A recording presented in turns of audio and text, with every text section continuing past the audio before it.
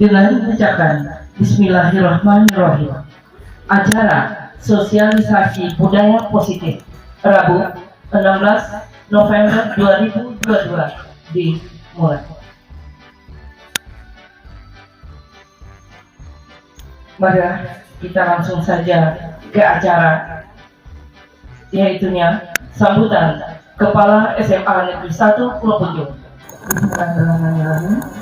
Assalamualaikum warahmatullahi wabarakatuh. Bapak Ibu, alhamdulillah kita bersyukur pada Allah.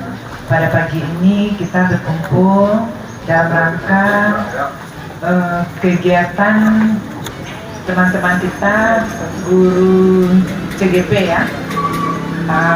Kegiatan aksi nyata guru penggerak, berarti penyumbasan apa yang didapatkan oleh teman-teman kita, guru-guru kita ini, supaya bisa pula diturunkan ke kita semuanya. Bapak Ibu, mudah-mudahan kegiatan kita ini berjalan dengan lancar. Sholawat dan salam buat Nabi besar Muhammad SAW. Mudah-mudahan kita mendapat syafaatnya di yaumul mahsyar nanti. Yang kami hormati Bapak Ibu Wakil, Bapak Ibu Guru, Bapak Ibu Pegawai.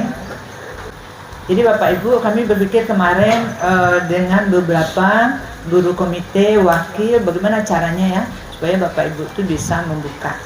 Jadi Bapak Ibu mulai hari ini kita dengarkan dulu pembahasan budaya positif. Nah ini kemudian Bapak Ibu nanti kita lanjutkan dengan pemutaran PMM tersebut secara mandiri. Nanti kita buat tagihannya. Alhamdulillah ya kan, kita sudah banyak sekali perkembangannya. Kita bangga Bapak Ibu, sekolah kita sebagai sekolah penggerak dan sekolah kita mempunyai banyak guru CGP, dan kita juga dan beberapa guru juga termasuk pada komite pembelajaran. Dengan membacakan, kita buka ya, dengan membacakan Bismillahirrahmanirrahim, kegiatan aksi nyata guru penggerak yang kita beri tema penyumbasan budaya positif di sekolah kita SMA 1 Pulau Punjung dibuka.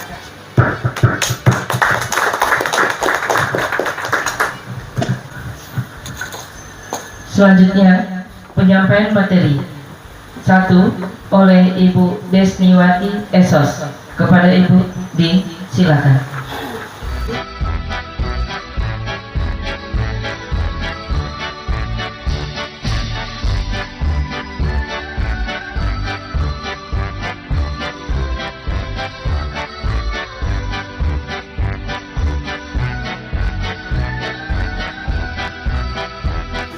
Assalamualaikum warahmatullahi wabarakatuh. Alhamdulillah, puji syukur kita ucapkan kepada Allah SWT, di mana pada pagi hari ini kita masih berkesempatan dan kesehatan yang luar biasa nilainya, sehingga kita masih bisa melaksanakan kegiatan itu di komunitas kita, mungkin ke sekolah dengan teman sejawat. Tapi kalau di forum mungkin lebih luas lagi di MGMP. Yang pertama yaitu kita lihat di sini ada perubahan paradigma, stimulus respon ke teori kontrol, serta nilai-nilai kebajikan universal yang dijabarkan penyerapannya. Apa saja materi atau konsep yang akan kita sampaikan nanti? Yaitu ada konsep makna disiplin, hukuman dan penghargaan, restitusi, keyakinan kelas, 5 kebutuhan dasar manusia, restitusi dengan 5 posisi kontrol guru, serta segitiga restitusi. Ini akan kita jabarkan dalam kegiatan sosialisasi ini. Budaya positif. Jadi sebetulnya kalau budaya kan kebiasaan positif baik, berarti di sini adalah kebiasaan baik yang kita lakukan di sekolah. Apakah selama ini kita tidak pernah melaksanakan ini? Alhamdulillah banyak sekali kebiasaan baik. Sekarang kita akan membahas ini. Budaya positif merupakan perwujudan dari nilai-nilai atau keyakinan universal yang diterapkan di sekolah. Budaya positif diawali dengan perubahan paradigma tentang teori kontrol. Selama ini barangkali kita sebagai guru merasa berkewajiban mengontrol perilaku siswa agar memiliki perilaku sesuai yang guru harapkan. Baiklah, ini mungkin ini konsepsi kita selama ini, di mana memberi penghargaan dapat meningkatkan motivasi belajar anak. Nah, mengapa memberi penghargaan dapat meningkatkan motivasi belajar anak? Karena penghargaan itu adalah suatu reward bagi anak. Jadi mereka kalau diberi penghargaan, mereka akan bertambah semangat. Karena penghargaan itu adalah semangat bagi mereka.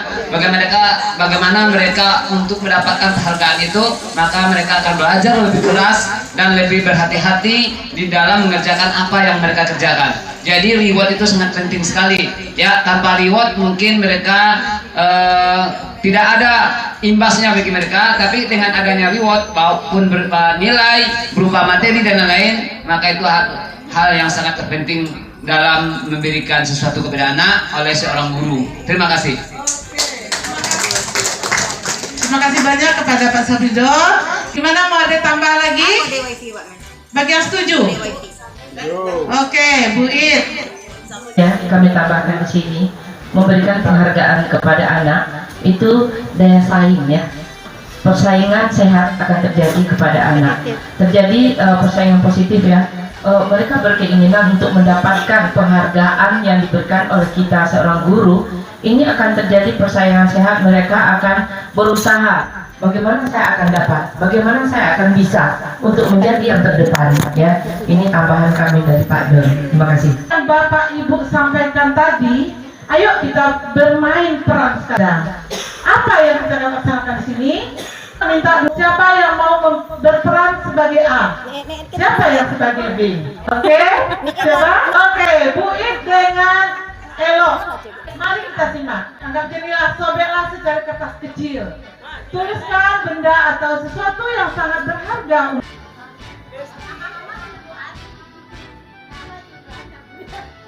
Bes apa yang disampaikan? Pinjam saya bes. Nanti kita mulai, nanti kita jajan ya. Cepat lah nanti. Coba kita lagi. Nanti kita makan bakso kumpil.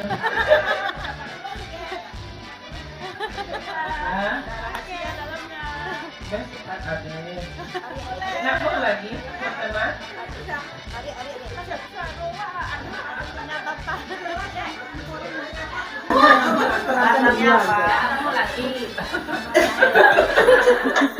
Bes, pinjam lah Bes. Oh, tidak boleh. Tidak berteman kita lagi Bes. Berteman ini tidak boleh dilihat. Geser ke tengah. Nanti saya traktir Bes dia. Bakso sungkil. Habis itu mau apa? Nasi bungkus saya. Mau kena ayah agak mahal, iya. Ayah yang apa namanya? Aida. Ini Aida murah teman. Kamu saya. Nah, cepatlah mana saya yang sudah. Cepat habis. Mau tahu benar? Mau tahu banget. Serius. Kan kita rasa bertemannya ya Besti ya. Oke. Kepada Ibu It dengan bela yang telah memerankan, yaitu pemain kepala tangan. Baiklah, apa yang dapat kita ambil di sini? Coba silakan paparkan. Kenapa belok tadi sampai mau membuka kepala tangannya?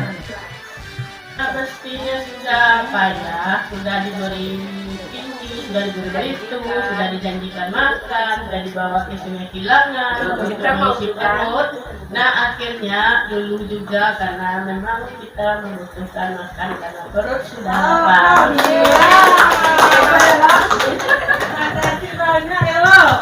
Inilah salah satu paradigma yang akan kita bahas. Kita lihat dari peran tadi. Kenapa Bu Elo mau melepas? Karena dia udah berbagai cara bujukan, rayuan, karena bestinya ya tahan ya, sehingga dia mau membuka. Sekarang apa nilai yang dapat kita ambil di sini? Siapa sebetulnya yang mau membuka tadi? Kendali kontrolnya saja. Kita masuk pada kendali kontrol. Jadi di sini kenapa tadi bisa Elo buka? Karena itu kemauan dia sendiri, Bapak Ibu.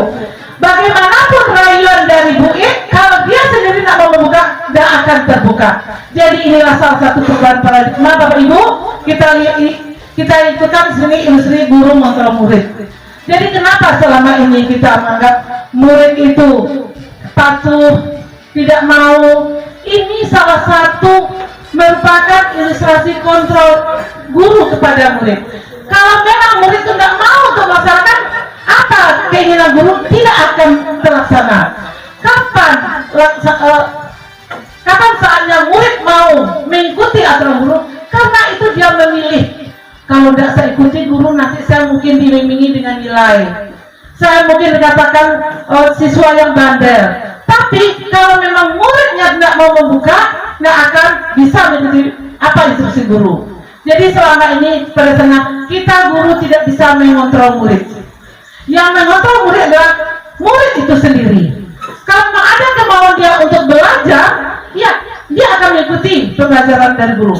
Demikian pula pada semua perbuatan positif, efektif dan bermanfaat. Selama ini kita kan sering membujuk-bujuk anak. Yo, kalau seandainya kita laksanakan nanti akan dapat nilai. Tambah salah satu tadi ada penghargaan, ada hadiah. Itu semua merupakan sebuah bujukan. Yang ketiga adalah kritik dan mendapatkan imbalan dari orang lain. Apa yang akan saya dapatkan apabila saya melakukannya? Ini akan saya komunikasikan sesuai dengan peran yang dijawab tadi oleh Pak Don. Dia setuju ya. Penghargaan dapat meningkatkan motivasi belajar anak.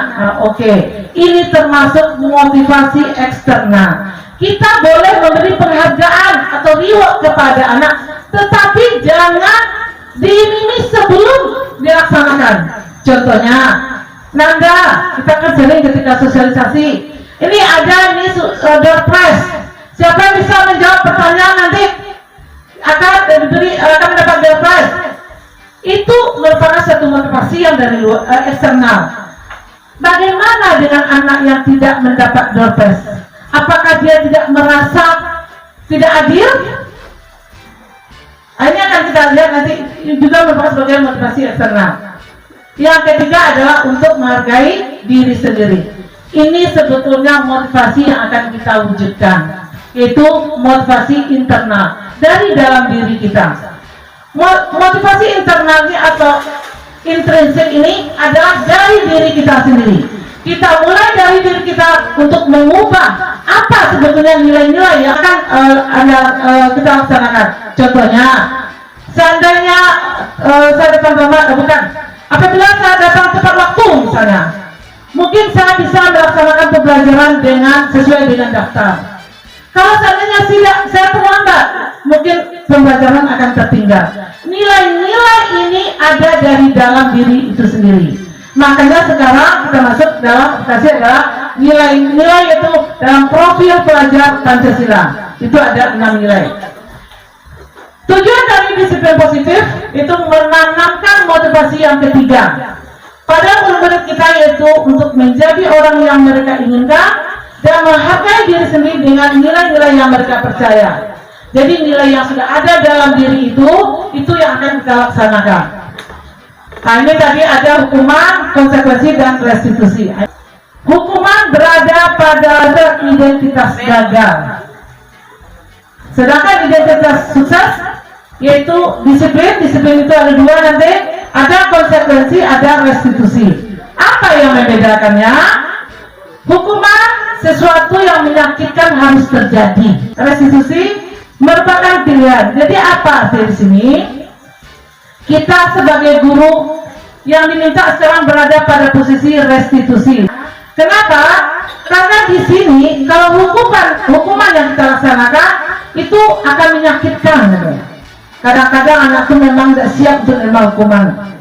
Tapi di sini tentu ada pendengarnya konsekuensi. Kalau konsekuensi memang sudah kita sampaikan sebelumnya. Contohnya nanti akan ada juga secara detail. Kemudian hukuman tidak nyaman untuk murid atau anak untuk jangka waktu panjang. Kemudian korban mendapatkan keadilan, murid atau anak akan tersakiti, perilaku pasif agresif meningkat. Sedangkan Yang identitas sukses yaitu ada pada disiplin. Konsekuensi tidak nyaman untuk murid atau anak untuk jangka waktu pendek.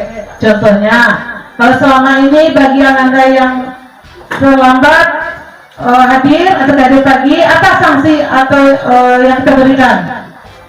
Yaitu membaca Al-Quran. Ternyata itu merupakan sebuah konsekuensi. Kenapa? Karena sudah kita sampaikan sebelumnya. Apabila Anda melanggar, inilah konsekuensinya. Namun di sini anak juga merasa tidak nyaman karena banyak hanya untuk jangka pendek. Besok diulang lagi. Berarti apa di sini? Ini bukan dari diri dia sendiri, karena ada aturan atau konsekuensi tadi. Lanjut pula kita masuk ke, nah ini dia perbedaan hukuman dan konsekuensi. Kalau hukuman sesuatu yang menyakitkan harus terjadi, ini kita ulang tadi bola balik lagi. Ini ya. Di sini ada nampak nanti tindakan guru. Apakah itu hukuman atau konsekuensi? Ya Bapak Ibu, kita lihat mencatat 100 kali di dalam buku kalimat, saya tidak akan terlambat lagi karena terlambat ke sekolah. Ini termasuk hukuman atau konsekuensi? Konsekuensi atau hukuman? Hukuman, oke. Lari mengelilingi lapangan basket 2 kali karena terlambat hadir di sekolah. Hukuman. Murid diminta untuk push up 15 kali karena tidak menggunakan masker ke sekolah. Hukuman. Menggantikan kertas tugas teman yang telah dicoret-coret. Konsekuensi. Membersihkan tumpahan air di meja tulis karena tersenggol pada saat belajar. Konsekuensi. Murid disuruh untuk mengenakan sepatu seharian di sekolah karena tidak mengenakan sepatu hitam. Lari mengelilingi lapangan basket 2 kali karena terlambat 10 menit untuk pelajaran PJOK. Hukuman. Oke. Jadi di sini nanti sudah nampak mana yang konsekuensi, mana yang hukuman. Jadi kalau hukuman itu kadang-kadang kita sering dadakan Bapak Ibu. Mana takkan ada awak kadang-kadangnya. Nampak ada sampai langsung, hai silakan bersih sampah misalnya, itu hukuman. Tapi kalau kita sudah sosialisasikan, sudah sampaikan, itu sudah termasuk sebuah konsekuensi. Oke. Nah, di sini dia dihukum oleh penghargaan. Ini tadi Pak Don, bahwa penghargaan berlaku sama dengan hukuman. Dalam arti meminta atau memujuk seseorang melakukan sesuatu untuk memenuhi suatu tujuan tertentu dari orang yang meminta atau memujuk. Dorongnya adalah eksternal dan ada faktor ketergantungan. Beberapa dampak dari pemberian penghargaan, contohnya tadi penghargaan dapat meningkatkan motivasi, iya. Bagaimana kalau kita seandainya lupa memberikan penghargaan itu? Apakah dia akan meningkat juga motivasinya? Akan tetap bertahan motivasinya? Belum tentu ya. Jadi kita boleh memberi sebuah penghargaan atau reward kepada anak setelah proses pembelajaran terjadi. Jadi di saat Bapak Ibu, misalnya anak mau kita ikutan untuk kegiatan lomba, jangan sebelum pergi lomba kita iming-imingi dia dengan reward atau hadiah. Biarkan dia bertarung dulu, tunjukkan kompetensinya, baru kita beri suatu reward atau hadiah. Kenapa? Ini juga tidak adil bagi yang tidak mendapat hadiah nanti. Oke, dihukum oleh penghargaan. Ini yang tadi. Kalau seandainya kita memberi penghargaan, ini konsekuensi yang pertama, pengaruh jangka pendek dan panjang. Ini sering adanya hanya jangka pendek kalau diberi sebuah penghargaan. Kemudian penghargaan menghukum. Kemudian penghargaan mengurangi ketepatan. Penghargaan tidak efektif. Kemudian penghargaan merusak hubungan. Penghargaan menurunkan kualitas, juga penghargaan mematikan kreativitas. Jadi banyak sekali sebetulnya di sini dengan adanya penghargaan tersebut juga mematikan kreativitas anak kita. Ini dia antara hukuman, konsekuensi dan restitusi tadi. Jadi hukuman bersifat tidak terencana atau tiba-tiba, murid tidak tahu apa yang akan terjadi dan tidak dilibatkan. Hukuman bersifat satu arah dari pihak guru, sementara muridnya menerima tanpa ada kesepakatan atau pengarahan dari guru sebelum atau sesudahnya. Hukuman bisa berupa fisik atau psikis sehingga anak tersakiti oleh perbuatan atau kata-kata. Kadang ini Bapak Ibu yang sampai sekarang tinggal di memori anak kita. Dulu mungkin pernah oleh guru, mungkin di saat itu dia tidak memperhatikan pembelajaran. Tapi kalau sudah kita buat sebuah komitmen konsisten, itu bisa menjadi sebuah konsekuensi. Jadi konsekuensi sudah terencana atau disepakati. Contohnya di saat pertama masuk di kelas itu ada namanya kesepakatan bersama atau sekarang keyakinan kelas. Kita buat MOU pembelajaran dengan anak dulu. Kalau saya tidak masuk belajar, apa sanksi akan diberikan? Itu boleh, tapi membuatnya bersama-sama dengan anak. Jadi bukan kita sendiri aja yang masuk menentukan terkait dengan keyakinan kelas. Kemudian yang ketiga, apa itu restitusi? Restitusi adalah proses bahkan kondisi bagi murid untuk memperbaiki kesalahan mereka, sehingga mereka bisa kembali pada kelompok mereka dengan karakter yang lebih kuat. Jadi restitusi juga merupakan proses kolaboratif yang mengajarkan murid untuk mencari solusi untuk masalah mereka dan membantu murid berpikir tentang orang seperti apa yang mereka ingin menjadi atau tujuan mulia dan bagaimana mereka harus memperlakukan orang lain. Ini dia ciri restitusi itu. Bukan untuk menebus kesalahan, namun untuk belajar dari kesalahan, memperbaiki hubungan, tawaran bukan paksaan. Restitusi menuntut untuk melihat ke dalam diri. Restitusi mencari kebutuhan dasar yang mendasari tindakan. Jadi apa sebetulnya anak ini membuat perilaku seperti ini. Kemudian restitusi diri adalah cara yang paling baik. Kemudian fokus pada karakter bukan tindakan. Fokus pada solusi, kemudian mengembalikan murid yang berbuat salah pada kelompoknya. Jadi ada 3 nanti itu terkait dengan segitiga restitusi. Keyakinan kelas. Nah, ini dia ada keyakinan kelas tersebut. Ini juga sudah kami praktekkan di kelas. Ternyata lebih enjoy Bapak Ibu guru. Kita berkolaborasi dengan anak. Bersama-sama kita menentukan apa sebetulnya keinginan kelas. Kemudian ini peraturan. Nah, ini biasanya. Kalau peraturan selalu kembalikan buku ke tempatnya. Bukan peraturan. Kalau keyakinan kelas adalah tanggung jawab. Jadi apa artinya? Apakah tidak boleh kita menggunakan peraturan? Boleh. Tapi tersirat di sini kalau peraturan yang ada dalam kepalanya itu suatu pemaksaan. Tapi kalau sudah dia yakin itu adalah tanggung jawab dia dengan mudah saja itu untuk melaksanakannya.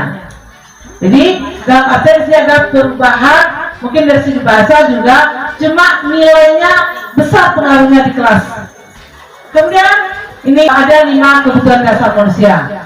Ini ada kebutuhan bertahan hidup, kasih sayang dan rasa diterima, kewasaan, kebebasan, kemudian kesenangan.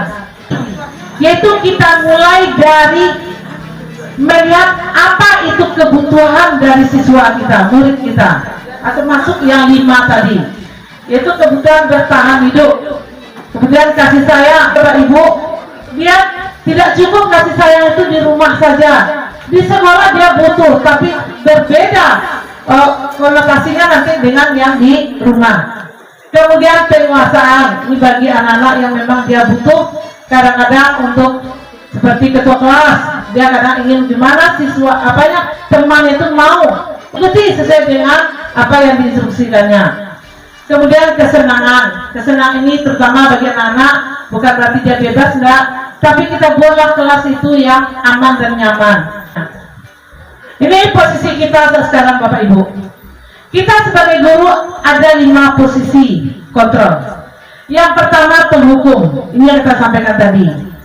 Jadi yang penghukum ini kita cenderung kadang-kadang membuat hukuman itu sebelah pihak, tidak pernah kita sampaikan ke anak atau bahkan spontan sifatnya. Berbeda-beda hukuman masing-masing kita. Yang kedua pembuat rasa bersalah. Di kadang kita cenderung menganggap anak itu terlambat sekali, 2 kali, oh kita, nih kamu terlambat terus.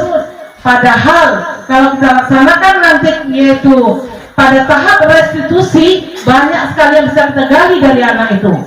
Bahkan terakhir kita tahu, oh ya ternyata anak itu dia membantu atau bagian dari tulang punggung keluarga. Kadang-kadang kita tahunya kan setelah ada kasusnya. Nah, ini bisa membuat salah. Kemudian posisi sebagai teman. Nah, cenderung kalau kita untuk tingkat SMA kadang-kadang anak banyak menyalahkaprahkan kalau kita menganggap dia sebagai teman. Contohnya, ketika misalnya tidak bertugas, ya kan kawan ya Bu. Terus salah Bu, ini cenderung juga kita temui. Kemudian pemantau. Pemantau ini kalau di dalam bahasan tadi dia berada pada posisi yaitu frekuensi di pemantau nih. Contohnya kita udah buat tata tertib. Kalau tidak hadir sekali, 2 kali, bahkan upacara 3 kali, nanti kita sampaikan ke wali kelas. Wali kelas nanti BK. Siswa ini posisi kita sebagai pemantau. Kemudian manajer. Mana manajer? Ini yang kita terapkan nanti sebagai restitusi. Jadi mana sebetulnya posisi yang kita harapkan saat sekarang ini, yaitu pada posisi manajer. Oke? Kita masuk lagi ini segitiga restitusi tadi. Jadi yang segitiga restitusi ini, bagaimana di sini adalah cara yang lebih efektif untuk mendapatkan apa yang kamu butuhkan. Di sini pertama adalah kita stabilkan identitas. Ini tahap yang pertama dalam segitiga restitusi. Di setiap orang pasti pernah melakukan kesalahan seperti itu.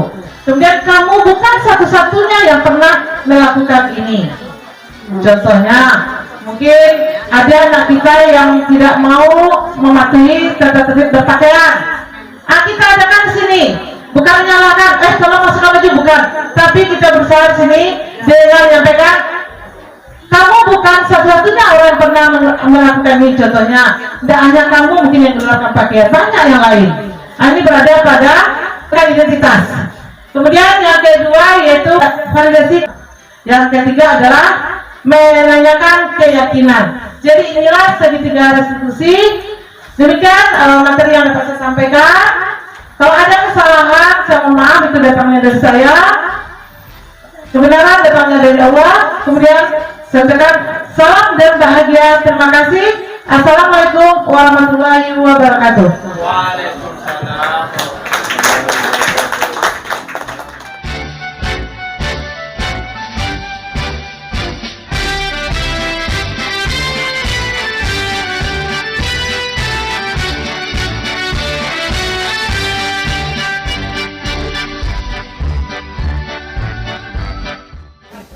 Bismillahirrahmanirrahim. Assalamualaikum warahmatullahi wabarakatuh.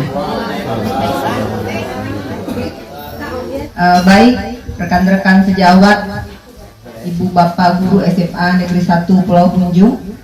Untuk bagian kita hari ini, saya akan membahas tentang keyakinan kelas. Sebelum kita masuk, saya ingin bertanya terlebih dahulu pada Bapak Ibu dan semuanya ya. Aturan seperti apa saja yang selama ini Bapak dan Ibu terapkan di kelas? Kami meminta Bapak Ibu menjawabnya pada Padlet. Silahkan digunakan Androidnya Bapak Ibu. Tidak boleh terlambat. Melengkapi tugas. Rapi berpakaian. Dilarang mencontek. Untuk di lapangan, jika ada peserta didik yang terlambat, maka dia akan mendapatkan konsekuensinya yang sudah disepakati. Akan lari mengelilingi lapangan basket 3 kali. Ini pasti guru PJOK yang nulis ya. Ya. Nah, pertanyaan kembali ya Bapak Ibu ya. Apakah aturan-aturan yang telah Bapak berlakukan terhadap siswi kita ini bersumber dari siswa atau dari Bapak Ibu sendiri selama ini? Misalnya saya memberi contoh ini. di saat ujian. Tidak boleh melihat Android, melihat HP. Itu datangnya dari ibu atau dari siswa? Ya dari kita. Dari guru, ya benar, dari guru. Nah, pernahkah kita selama ini melibatkan siswa untuk menyusun suatu aturan atau kesepakatan tersebut? Saya yakin pernah. Nah, itulah bedanya sekarang Bapak Ibu. Miskonsepsi kita selama ini, segala sesuatunya, aturan maupun arahan itu bersumber dari satu arah, guru. Guru yang memegang kendali menerapkan aturan-aturan kepada siswa. Nah, siswa dalam menanggapi aturan tersebut, ya, ada yang mungkin benar-benar dari hatinya sendiri atau hanya karena patuh pada aturan, ya, terpaksa. Nah, maka berubahlah namanya lagi Bapak Ibu, bukan sebagai peraturan tapi sebagai suatu kesepakatan yang diyakini bersama, yang benar-benar mengandung nilai-nilai kebajikan di situ, yang disebut dengan keyakinan kelas. Mengapa tidak peraturan saja? Mengapa harus keyakinan kelas? Keyakinan merupakan suatu nilai-nilai, yaitu nilai-nilai kebajikan universal yang disepakati secara tersirat dan tersurat, lepas dari latar belakang suku, negara, bahasa, maupun agama. Nilai-nilai kebajikan yang menekankan pada keyakinan seseorang akan lebih memotivasi seseorang dari dalam. Jadi yang menggerakkannya untuk melakukan aturan-aturan tersebut adalah dirinya sendiri, Bapak Ibu. Makanya disebut sebagai keyakinan kelas, karena di dalamnya terdapat nilai-nilai kebajikan universal. Bagaimana kita menggali motivasi intrinsik dari siswa yang benar-benar berasal dari dalam hatinya? Tentu saja melalui perantara motivasi eksternal dari guru. Jadi guru adalah benar-benar sebagai pamong atau fasilitator terhadap murid. Jadi kalau sudah muncul satu keyakinan dari dirinya, tidak ada guru, anak melaksanakannya. Dipantau tidak dipantau, anak meyakininya. Nah, itu arahnya Bapak Ibu. Makanya bernamalah dia keyakinan kelas. Nilai-nilai kebajikan yang diambil dari keyakinan kelas itu untuk kita sekolah penggerak, tentu kita mengacu atau menuju pada profil pelajar Pancasila. Ayo nyanyi. Tepuk tangan. Pancasila beriman dan bertakwa pada Tuhan yang esa dan berakhlak mulia, berkebinekaan lokal, gotong royong mandiri, kreatif dan bernalar tinggi. Terima kasih kita semua. Anak tidak mencontek karena patuh peraturan. Bagaimana kita merubah paradigma tadi, mindset kita dari stimulus respon menjadi teori kontrol? Kita yang memegang kendali kontrol diri kita. Dilarang mencontek, kita rubah menjadi kalimat yang positif, Bapak Ibu. Apa kalimat positifnya? Dilarang itu kalimat negatif. Kalimat positifnya? Bekerja sendiri-sendiri. Ujian dengan jujur. Jadi menuju kepada keyakinan kelas itu yang memang butuh effort yang luar biasa, butuh usaha yang luar biasa.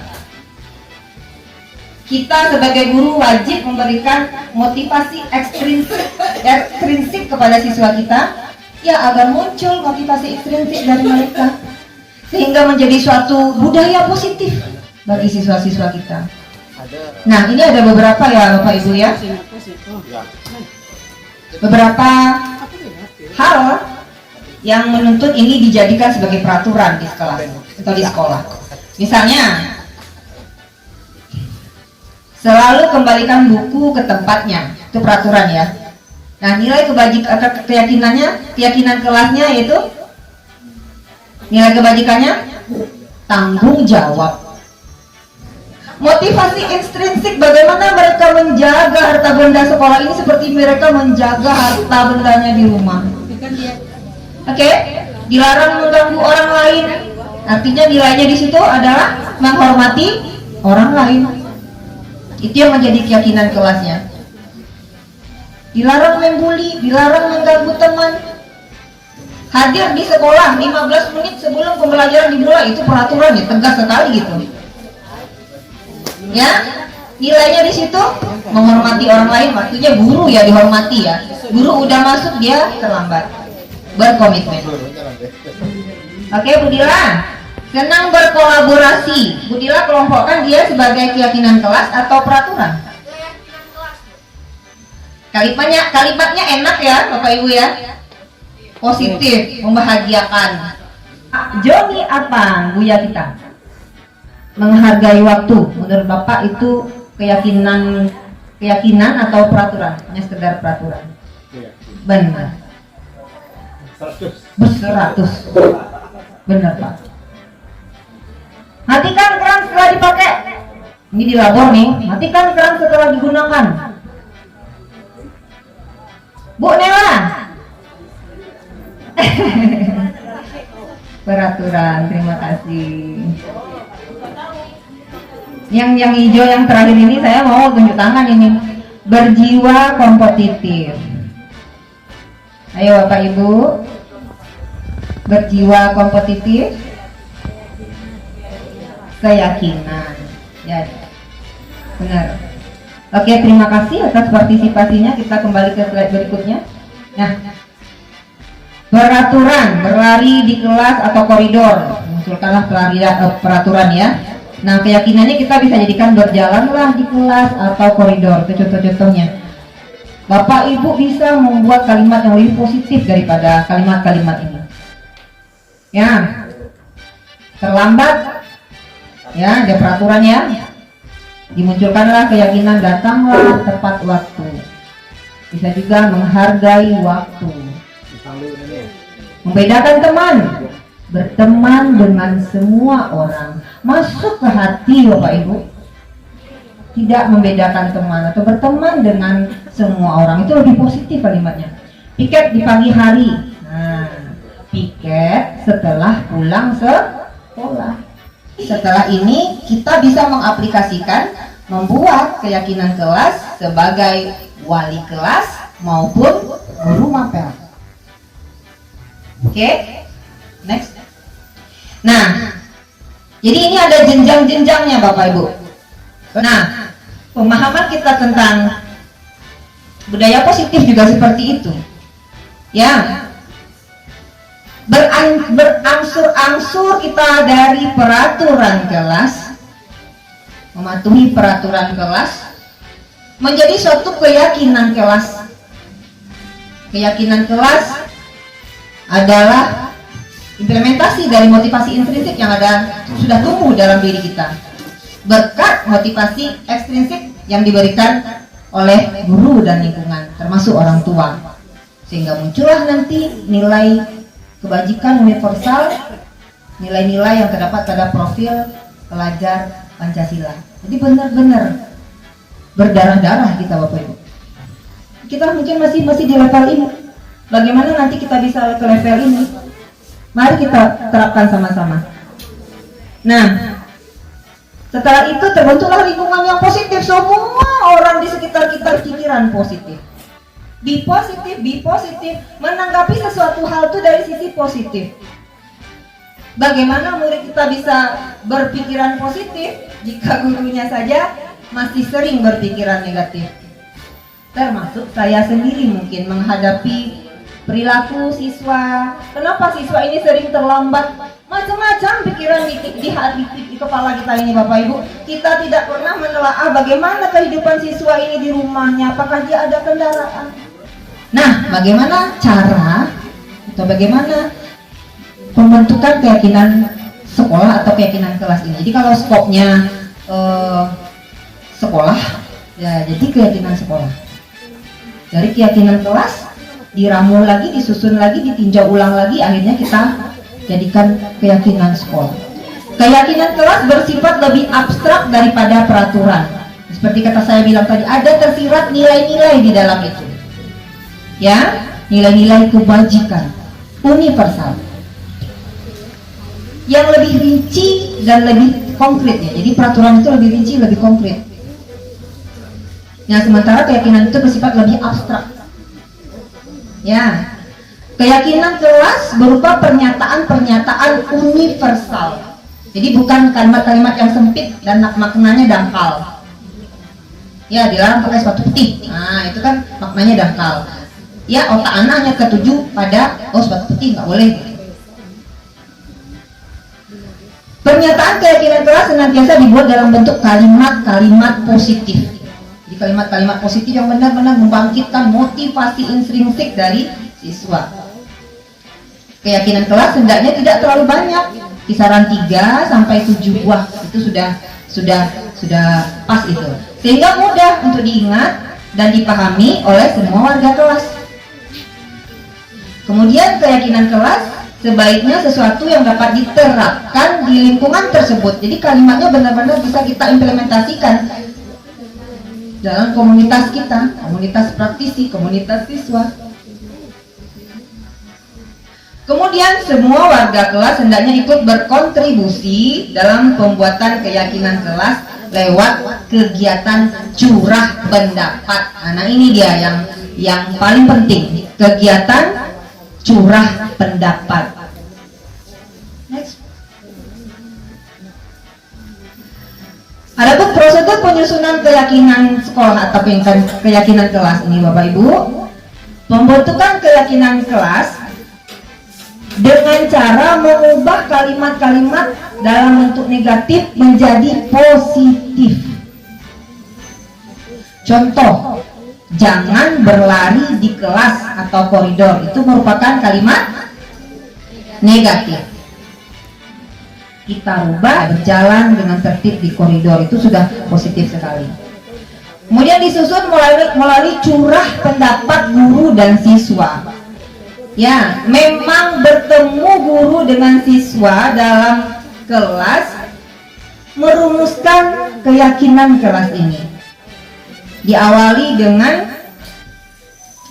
curah pendapat. Apa-apa saja yang akan diterapkan, apa-apa saja yang diinginkan oleh siswa, apa-apa saja yang tidak diinginkannya, apa-apa saja yang membuat mereka nyaman. Semua siswa diberi kesempatan untuk menyampaikan pendapatnya, iseng atau tidak.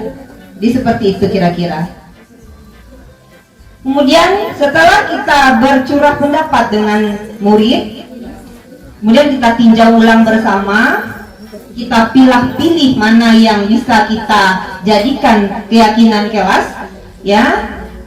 Kemudian kita ramu ulang kalimat-kalimat yang menjadi kalimat yang lebih baik, kemudian kita publikasikan dan diterapkan, dipajang di dinding kelas Bapak Ibu.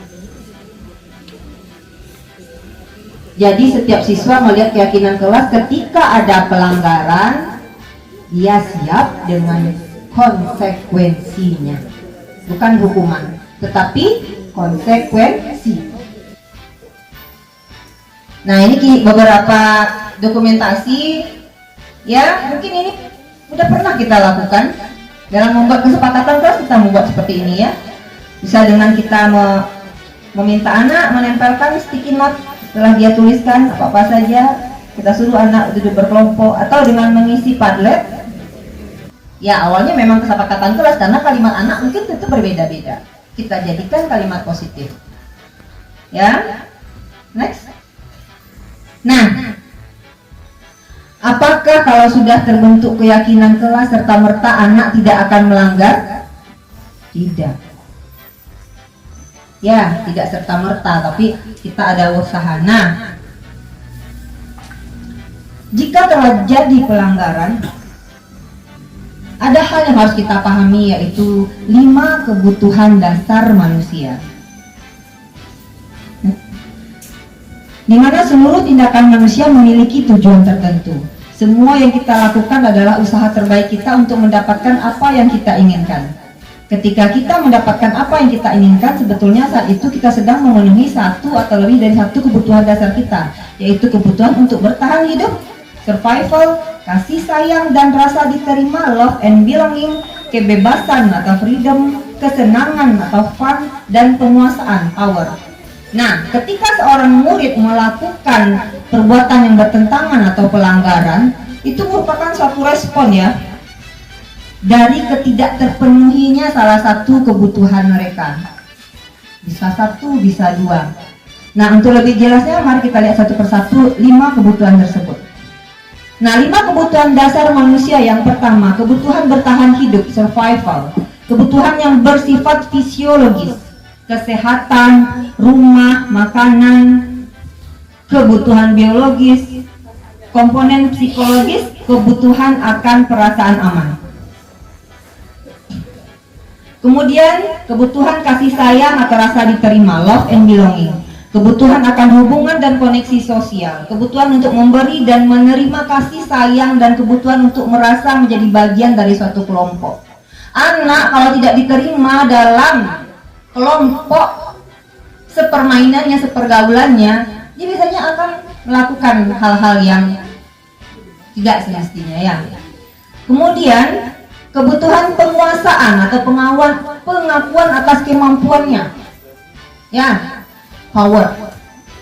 Kekuatan untuk mencapai sesuatu, menjadi kompeten, terampil, diakui atas prestasi dan keterampilan kita, didengarkan dan memiliki rasa harga diri, dianggap berharga, diakui, dihormati. Tugas kita memahami kebutuhan-kebutuhan tersebut. Lanjut. Keempat, kebutuhan akan kebebasan, ya, kebutuhan akan menentukan pilihannya, freedom. Kemandirian, otonomi, memiliki pilihan dan mampu mengendalikan arah hidup seseorang, bebas bergerak, suka mencoba-coba, tidak terlalu terpengaruh orang lain dan senang mencoba hal baru dan menarik. Banyak hal anak-anak yang seperti itu. Kemudian yang kelima, yang terakhir, kebutuhan akan kesenangan, ya, kebutuhan untuk merasa senang, fun. Kesenangan bermain dan tertawa, ingin menikmati apa yang dilakukan, bergurau, suka melucu dan juga menggemaskan. Bahkan saat mereka bertingkah laku buruk, mereka masih terlihat lucu. Ada siswa yang sudah kita marahi, dia masih bisa tertawa, masih bisa berguyon. Ternyata itu yang menjadi kebutuhannya. Oke, next. Oke, kasus terakhir. Ibu Dani sedang menjelaskan pelajaran bahasa Inggris. Contohnya bahasa Inggris nih. Bahasa Indonesia, Bu. Di papan tulis. Namun beliau memperhatikan bahwa Fajar malah tidur-tiduran dan nampak acuh tak acuh pada pelajarannya. Fajar coba jawab pertanyaan nomor 3, maju ke depan dan kerjakan di papan tulis. Fajar pun tampak malas-malasan maju ke depan, dan sesampai di depan papan tulis, Fajar hanya diam terpaku sambil memegang buku bahasa Inggrisnya dan memainkan spidol di tangannya. Ayo Fajar, makanya jangan tidur-tiduran, lain kali perhatikan. Sudah sana, duduk kembali. Kira-kira siapa yang bisa? Kata ibu guru. Fajar pun duduk kembali ke bangkunya. Hal seperti ini sudah sering terjadi pada Fajar. Seperti tidak memperhatikan, acuh tak acuh, dan nilai-nilainya pun tidak terlalu baik untuk pelajaran bahasa Inggris. Pada saat ditegur oleh Ibu Dani, Fajar hanya menjawab, tidak tahu Bu. Ibu Dani pun menjawab lirih, gimana kamu Fajar? Kamu tidak kasihan sama ibu? Ibu sudah capek-capek mengajarkan kamu. Tidak kasihan sama ibu? Dan Fajar pun diam membisu. Nah, pertanyaan saya, membaca sikap Fajar, kira-kira kebutuhan apa yang diperlukan oleh Fajar? Yang kedua, sikap apakah yang seharusnya Bapak Ibu guru lakukan menanggapi kasus Fajar ini? Posisi dikontrol apakah yang akan Bapak Ibu lakukan? Nah, ini terkait dengan materi selanjutnya. Oke. Kisah ini ada sama siswa kita. Ya kadang-kadang kalau dipikir-pikir capek juga ngadepinnya, tapi tidak sama saya saja, umumnya sama guru. Jadi nampaknya anak ini perlu kebutuhan kasih sayang dan rasa diterima. Ya, kenapa? Karena mungkin kalau kita tanyakan ada hal di balik itu. Jadi memang kita butuh perhatian sama dia. Ya, kemudian yang satu lagi tadi, sekali-sekali dia butuh juga pengakuan, karena tidak selamanya anak itu lemah. Kalau ada positif sekali, tolong bangkitkan, jangan kita memberikan penilaian itu aja sama anak. Kadang-kadang situasinya berbeda satu sama lain. Ya, itu barangkali saya kalau salah. Potensi anak itu berbeda. Mungkin pada saat materi kita ini dia agak lesu, satu materi lagi dia semangat. Ketika semangat beri reward, kalau lesu dia berikan perhatian kasih sayang. Terima kasih. Tepuk tangan buat Bu Ni, Bapak Ibu. Jawaban yang luar biasa. Ada yang ingin menambahkan, silakan. Mungkin tidak menambahkan ya. Jadi ini fenomena yang sering terjadi sama kita. Gitu. Ini juga mungkin menyangkut kepada pembelajaran yang berdiferensiasi dengan 3 bagian itu ya. Konten, proses dan produk. Ini si anak mungkin tidak suka ke depan, tapi dia mau menjawab. Tampil itu dia tidak mau. Dia akan demam panggung kalau di depan. Jadi ini juga sebenarnya belajar itu kan, mengajar itu berkembang ya. Dulu waktu baru-baru jadi guru suka kali menekan murid kita. Iya.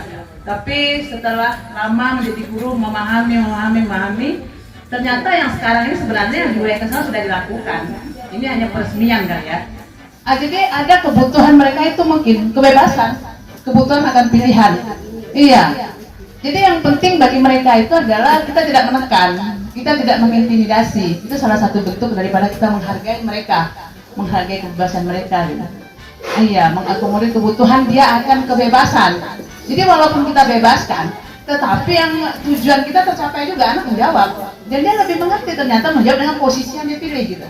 Asal dengan tetap sopan. Dia nggak menjawabnya dari luar terus berdiri berteriak, nggak seperti itu. Itu kira-kira. Terima kasih. Oke, terima kasih luar biasa. Tepuk tangan untuk Ibu Waskur kita. Ya memang kira-kira seperti yang dipaparkan oleh Bu Nil dan Ibu Bu Musliwati tadi. Menyikapi terhadap kebutuhan siswa ini benar-benar sesuatu yang dilematis. Membutuhkan kepiawaian seorang guru. The art of teachingnya seperti apa menyikapi masalah dari siswanya. Bagaimana dia menggali-gali seperti apa yang dibutuhkan oleh siswanya. Terima kasih banyak atas partisipasinya Bapak Ibu. Semoga kita bisa maju bersama, hebat semua.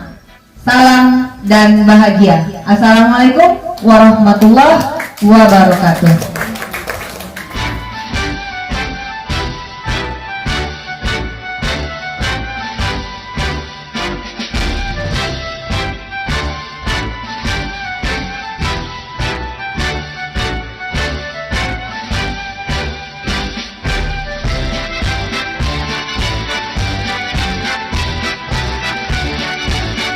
Assalamualaikum warahmatullahi wabarakatuh. Yang sama kita hormati Ibu Bapak Wakil Kepala Sekolah SMA 1 Pulau Punjung, seterusnya kepada Bapak Ibu yang telah hadir pada hari ini. Baik Bapak Ibu, tibalah giliran dengan saya dengan topik 5 posisi kontrol yang ada pada institusi. Ini merupakan salah satu pengimbasan dari program guru penggerak yang mana modulnya berjudul budaya positif. Jadi yang dinamakan budaya berarti kita biasakan tradisi, ya Bapak Ibu ya.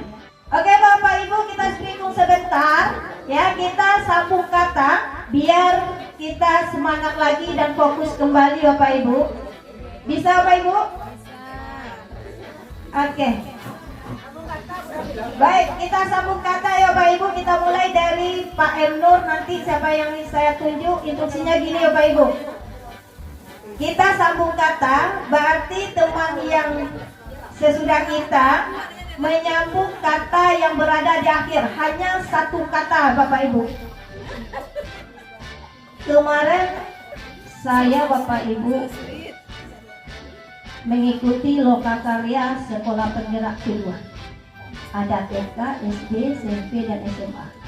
Dan ketika kami presentasi, ternyata teman-teman dari TK mereka sangat riang sekali sesuai dengan nama jenjang sekolahnya TK. Selalu bernyanyi. Bu Topik. Oke, katanya bernyanyi. Alhamdulillah Bapak Ibu. Bernyanyi. Bernyanyilah dengan gembira dengan menyanyikan lagu profil pelajar Pancasila. Pak Nur, Pancasila. Pancasila itu adalah dasar negara kita. Kita bersama maju. Maju untuk semua. Semua aku maju. Kita adalah guru Terima kasih Bapak Ibu. Oke Bapak Ibu. Iya. Jadi Bapak Ibu, expressing kita barusan itu menggambarkan apa kita pikirkan. Ternyata Nyosi pikirkan sertifikasi sama Uni. Ya sama, mantap insya Semua ya ada cair itu. Baik Bapak Ibu, ini setelah kita sampaikan tadi ada 6 materi yang kami bahas untuk budaya positif. Insya Allah Bapak Ibu sudah mendapatkan semuanya. Pertama, disiplin positif. Kira-kira Bapak Ibu, siapa di antara Bapak Ibu yang masih ingat apa maksud dari disiplin positif yang harus kita terapkan di sekolah? Ada yang bisa Bapak Ibu? Apa itu disiplin positif? Kenapa harus disiplin positif? Iya, jadi disiplin positif ini adalah disiplin itu tujuannya membuat anak teratur benar, tetapi dengan memiliki nilai-nilai kebajikan ini universal. Ada berapa tadi nilai-nilainya Pak Ibu? Salah satunya adalah profil pelajar Pancasila.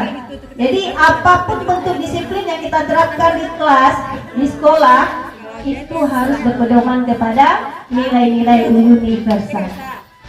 Baik Bapak Ibu, kita lanjut. Ini restitusi 5 posisi kontrol. Posisi kontrol ya Pak Ibu ya. Ya. Ya. Pertanyaan tematik untuk mengawali ya materi yang akan kita sampaikan. Begini ceritanya Pak Ibu. Bu Neni, Ibu Neni nanti jadi peran ya. Lisa dan Hani dipanggil masuk ke ruangan ibu kepala sekolah. Ibu kepala mendapatkan pengaduan dari ibu Dalisa bahwa Hani menggunakan kata kasar dan merendah-rendahkan Lisa di sosial media. Ada yang terjadi Bapak Ibu? Ada Bapak Ibu, barusan ya kita menangani kasus anak yang seperti ini. Ini kita sorot dari wali kelas karena kita di sekolah mungkin yang dekat dengan anak, permasalahan anak di kelas itu wali kelas. Atau yang guru BK juga boleh nanti berpendapat. Oke. Bila Anda seorang wali kelas, penerapan disiplin apakah yang akan Anda lakukan untuk kasus Lisa tersebut? Mohon untuk bisa berpartisipasi satu orang, kan guru BK, Bu Dila boleh mungkin ke depan. Ini guru BK-nya. Oke, bismillahirrahmanirrahim. Terima kasih atas kesempatannya Bu. Izinkan menjawab. Karena posisi saya sebagai guru BK, maka hal pertama yang harus dilakukan adalah meng-cross-check dulu informasinya dari kedua pihak. Nah, ini kan laporannya adalah dari Ibunda Lisa. Jadi kita harus lihat dulu langsung pengaduan, kita panggil juga Hani, kita panggil juga Lisa, apa yang terjadi, apa latar belakangnya. Jadi tidak langsung mengambil tindakan di saat itu juga, tetapi kita harus mengkonfirmasi dulu informasi-informasi yang kita dapatkan. Karena kenapa? Pengaduan yang kita terima belum tentu itu kebenaran yang terjadi. Nah, itu seringkali itu kenyataan yang kita hadapi dalam kasus-kasus di sekolah. Oke, terima kasih. Terima kasih, aplaus untuk Budila, Bapak Ibu. Mohon Bapak Ibu kita fokuskan karena ini adalah fenomena yang sering kita alami di sekolah, Bapak Ibu. Benar? Benar. Nah, kita jangan sampai salah untuk mencari solusi pada kasus anak. Nah, ini kira-kira Bapak Ibu. Yang namanya restitusi itu ini Bapak Ibu, ya. Ini gosen. Restitusi itu proses menciptakan kondisi bagi murid untuk memperbaiki kesalahan.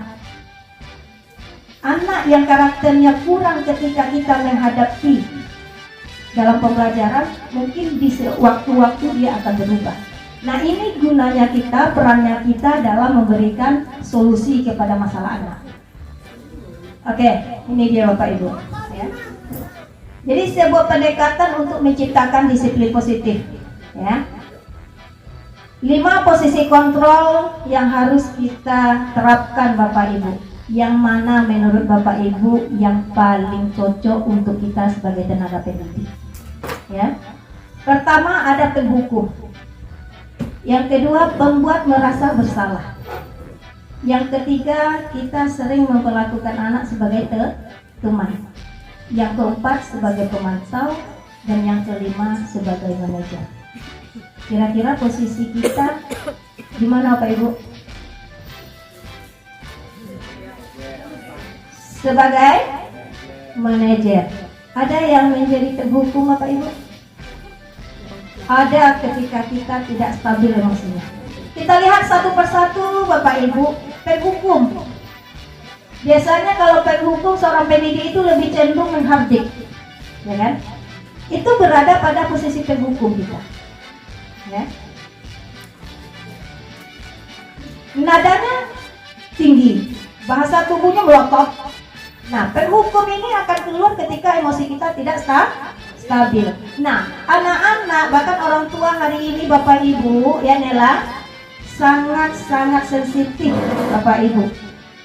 Banyak kasus sekarang ini kita guru diadukan ke pihak berwajib. Terlambat lagi, pasti terlambat lagi. Selalu datang terlambat, kapan bisa datang tepat waktu? Oke, kira-kira siapa yang bisa berperan seperti ini? Saya minta Pak John. Ini adalah posisi seorang guru dalam proses pembelajaran atau di sekolah. Sebagai siapa kita? Nah, ketika kita berposisi menjadi penghukum, biasanya kita seperti ini, nada suaranya tinggi, bahasa tubuhnya melotot, ya kan? Menunjuk-nunjuk jari, menghardik malahan. Kira-kira begini dialognya Pak John. Maaf Bu, saya terlambat Bu. Nah, kenapa kamu baru datang? Tadi Pak Dokternya lagi water Bu. Nah, itu tolong dikasih kabar kenapa terlambat. Ya, kamu kalau terlambat itu kan udah bilang. Berapa terlambat berdiri dia di depan. Tapi mau ditelepon nggak bisa bawa HP Bu. Oke Bapak Ibu, itu penghukum. Cuma kurang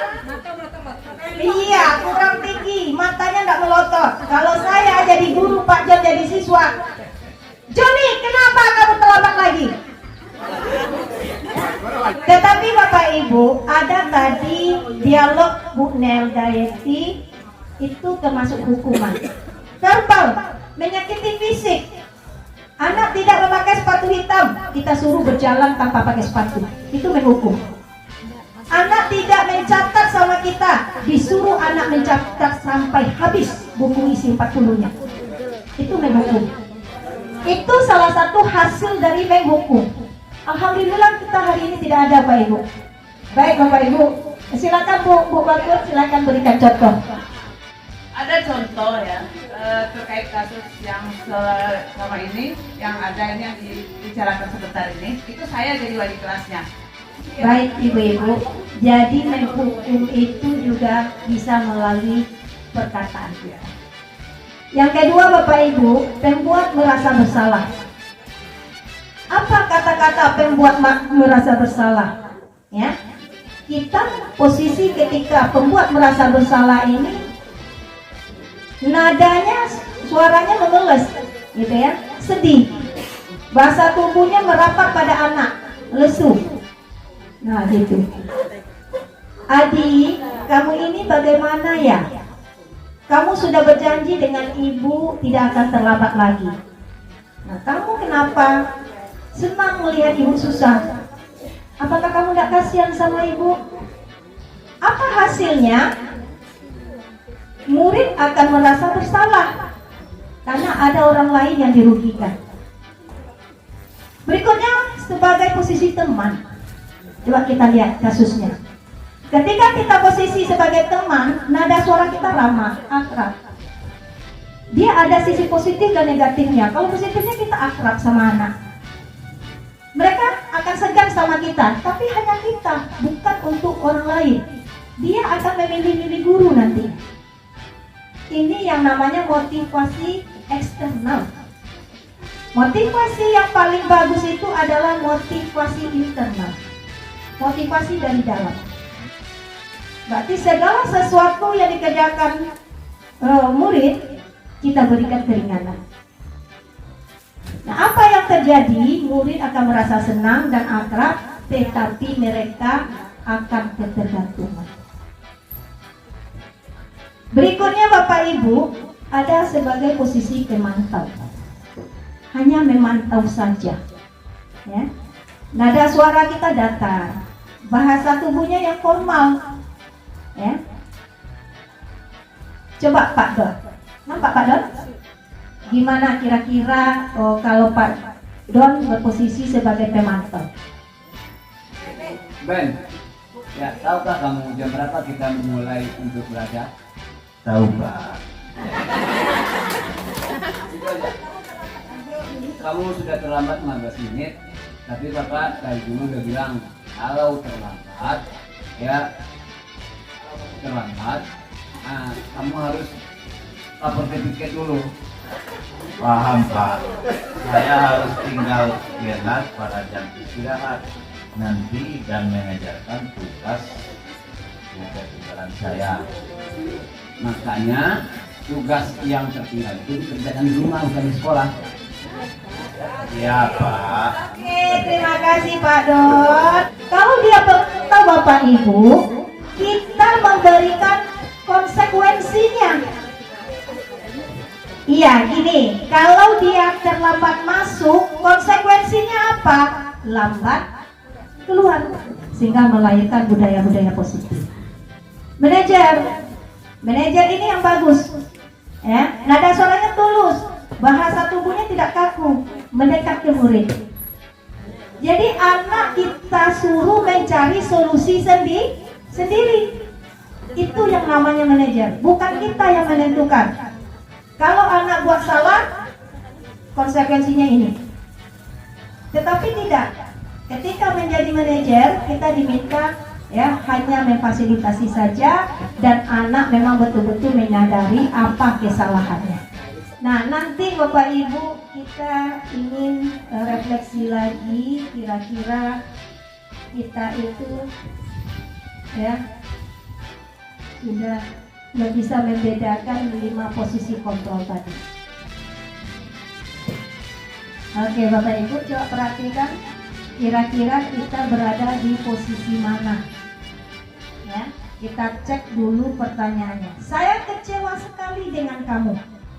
Apa kira Pak Ibu? Jawabannya, saya kecewa sekali dengan kamu. Penghukum, pembuat merasa bersalah. Oke, kita lihat jawabannya. Benar Bapak Ibu. Yang tepat itu kita sebagai manajer. Terima kasih Bapak Ibu karena telah menyempatkan diri. Saya tutup dengan Assalamualaikum warahmatullahi wabarakatuh.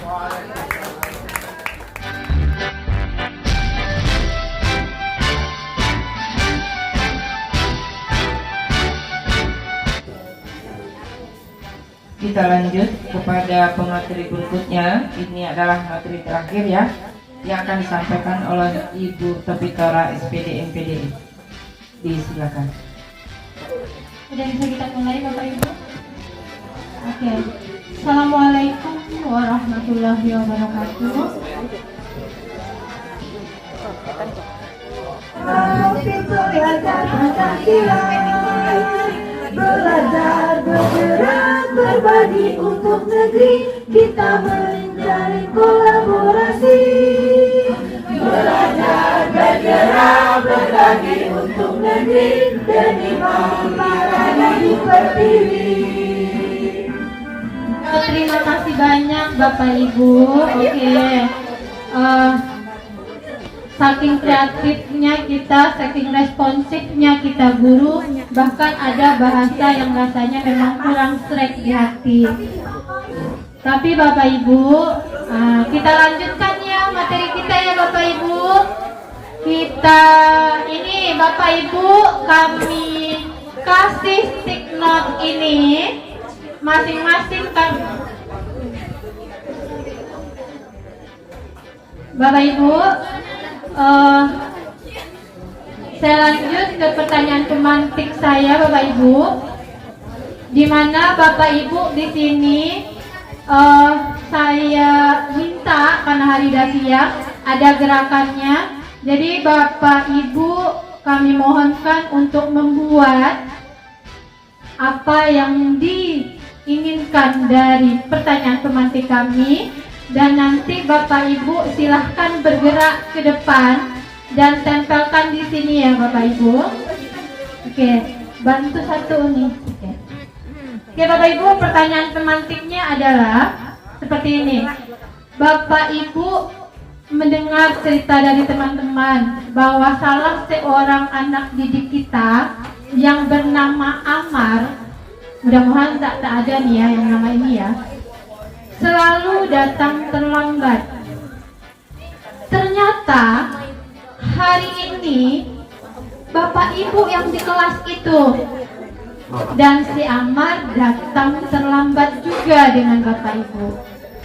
Kira-kira kalimat apa yang Bapak Ibu katakan kepada Amar? Silahkan ditulis di stick note kita. Dan silahkan bergerak maju ke depan, ditempelkan di sini ya Bapak Ibu. Silahkan. Subhanallah. Terima kasih Bu Nau. Oke, kami ulangi lagi. Ammar itu kata teman-teman kita semua dia selalu datang terlambat.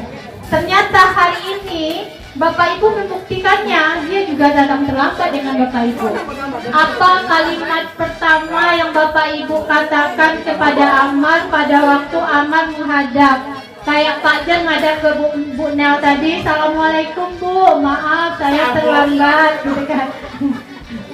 Kira-kira apa bahasa yang Bapak Ibu katakan? Silahkan ditulis Bapak Ibu, silahkan ditempel ke depan.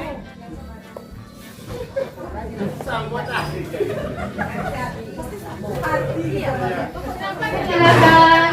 Terima kasih Bapak Ibu.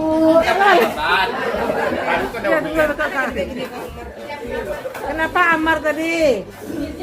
Oke, ada berapa? Ada berapa? 1, 2, 3, 4, 5, 6, 7, 8, 9, 10, 11, 12. Lanjut Bapak Ibu. Ayo bergerak Bapak Ibu, karena dari tadi kita duduk aja selalu. Silahkan ke depan.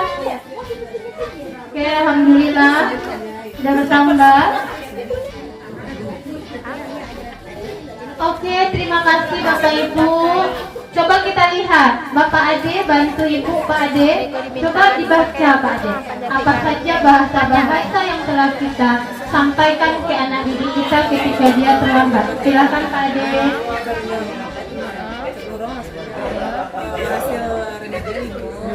Hasilnya atau nilai nilainya berarti tidak yang di lampiran itu yang hasil lembar anak itu apa saya yang di dalam buku Oke. Yang dari yang pertama itu kenapa kamu terlambat Ammar.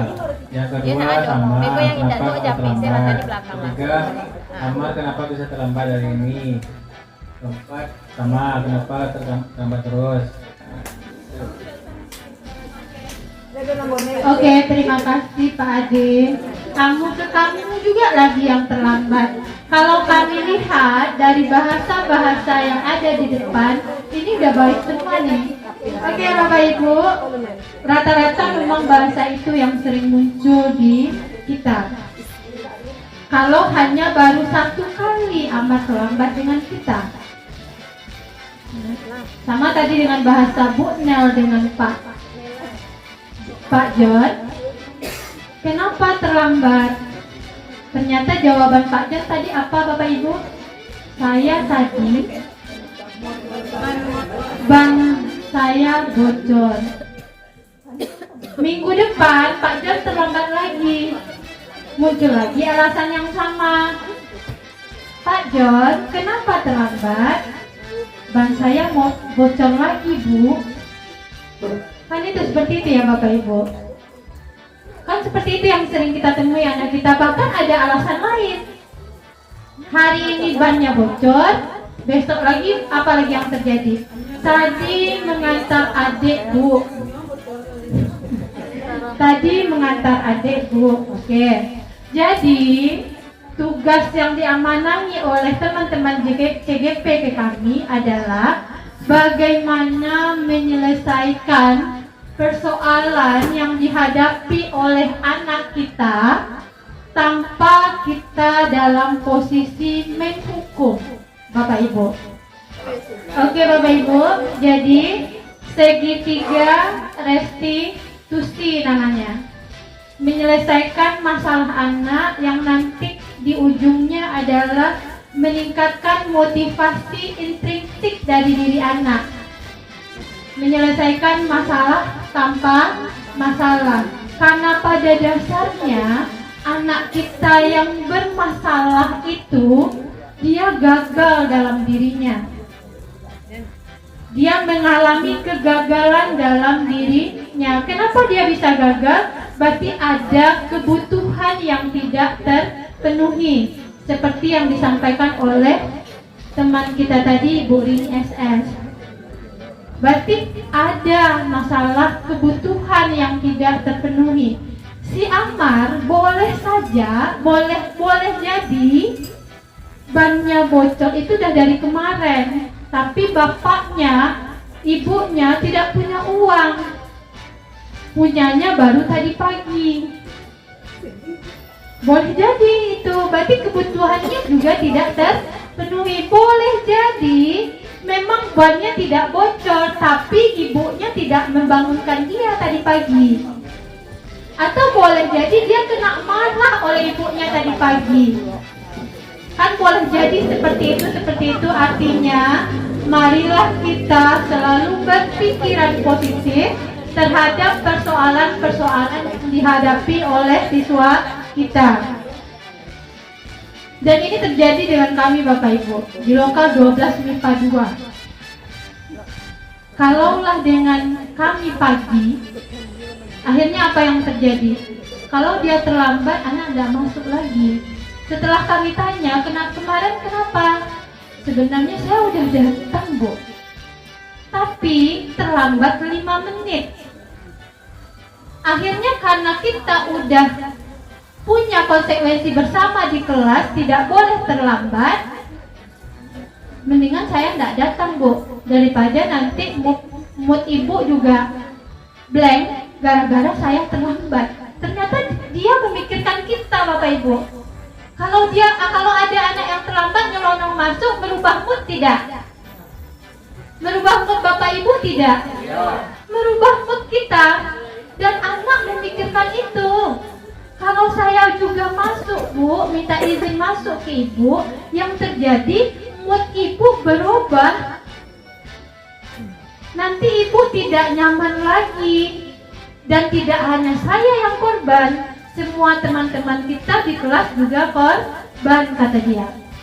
Seperti itu Bapak Ibu. Ternyata anak juga melihat kondisi kita. Seperti itu. Oke, jadi Bapak Ibu, gimana kita cara mengatasi persoalan anak kita?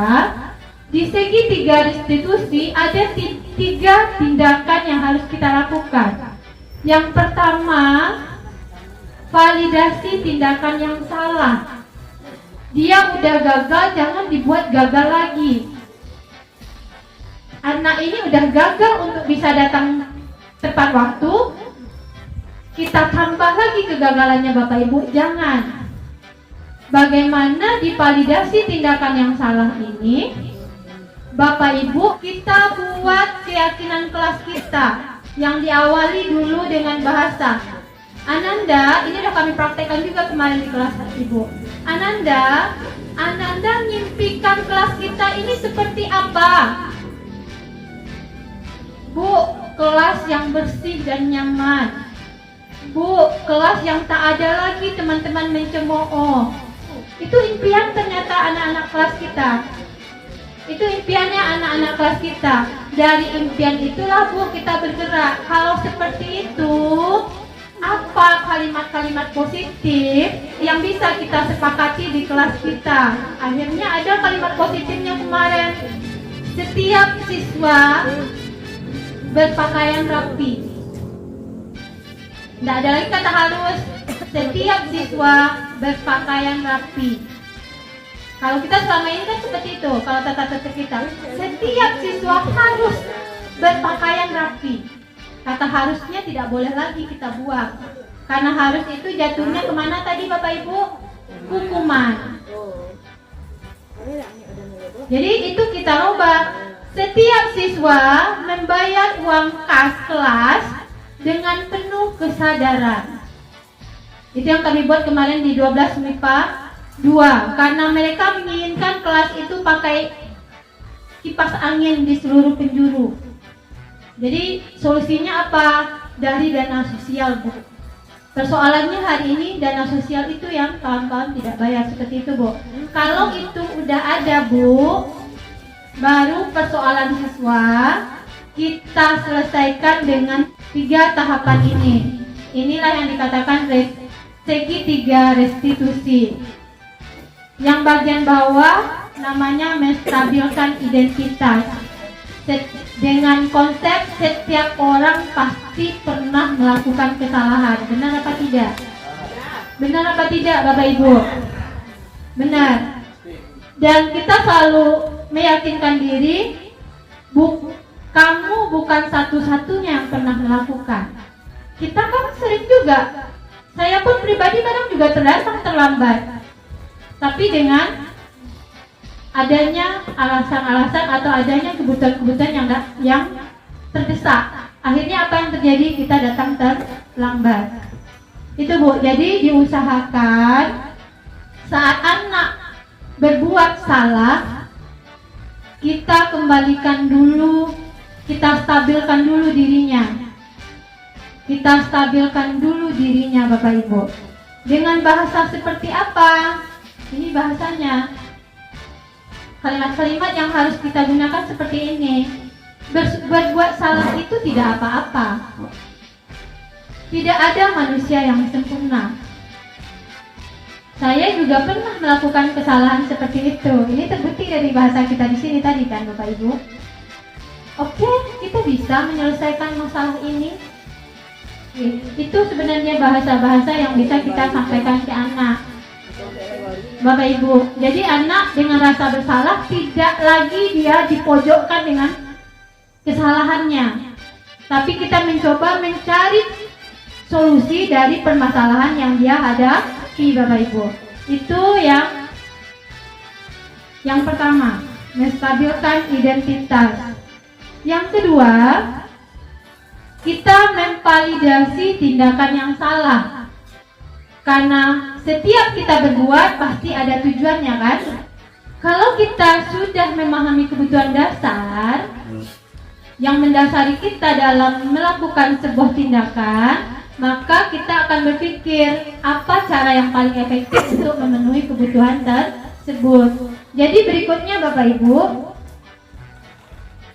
ini kalimat-kalimat yang harusnya kita kasih ke anak kita. Padahal kamu bisa melakukan yang lebih buruk lagi dari itu. Yang kedua, ini yang tadi, apa alasannya? Mengapa dia melakukan itu? Yang ketiga, ibu patut bangga pada dirimu. Kita kasih penghargaan dulu, Pak. Dan walaupun kamu terlambat, kamu tidak pulang, tapi pasti berani menemui Bapak. Jadi kita tidak menyalahkan anak, Bapak Ibu. Ini namanya validasi tindakan yang salah. Nah, ini yang menanyakan keyakinan Bu Nel dan teman-teman. Jadi memang kita baik sebagai guru mata pelajaran maupun sebagai wali kelas, kita harus punya keyakinan kelas. Jadi pada saat anak bermasalah, kita tinggal menanyakan, kira-kira nak, keyakinan mana yang Ananda langgar dengan kejadian ini? Kita lihat kasus ini. Saya tanya, kamu mau jelaskan ke ibu? Kalau saya tidak tahu ceritanya, kok bisa? Dia cerita, Bapak Ibu. Tadi Bu, waktu saya mau jemput orang tua, dia bertemu dengan temannya nih, dengan teman-teman yang lain di kelas. Ternyata teman-temannya ini diolok-oloknya dia dengan bahasa, mana orang tuamu, kok tidak datang? Dan mungkin ada bahasa-bahasa lain lagi yang agak menyakitkan dia. Terus saya sampaikan seperti ini, ibu tidak akan mencari siapa yang salah dan siapa yang benar, nak. Tapi di sini ibu mencoba kita selesaikan masalah ini, apapun alasannya, seperti itu.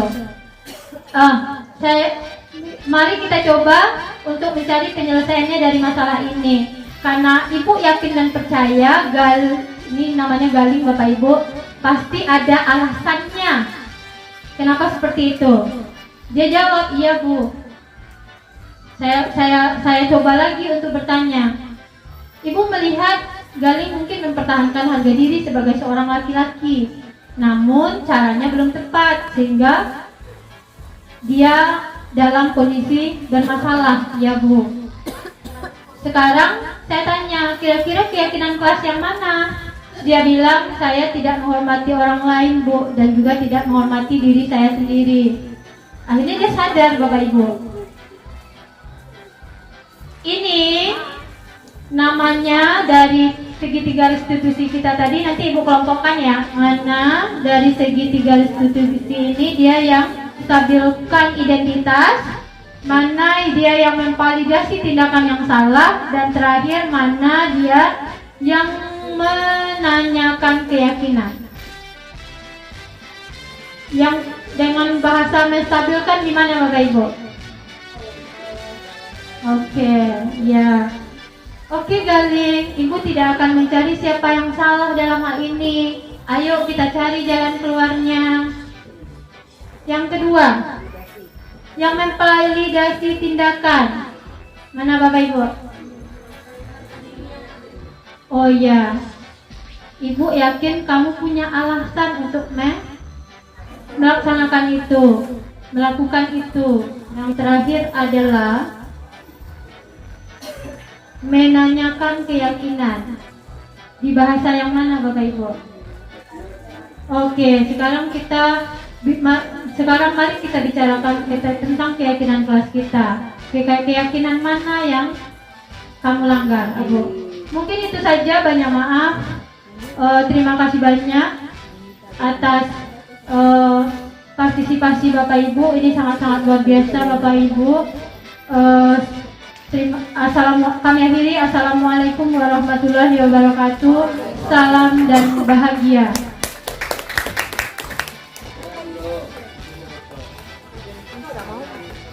Demikianlah rangkaian acara kita pada hari ini.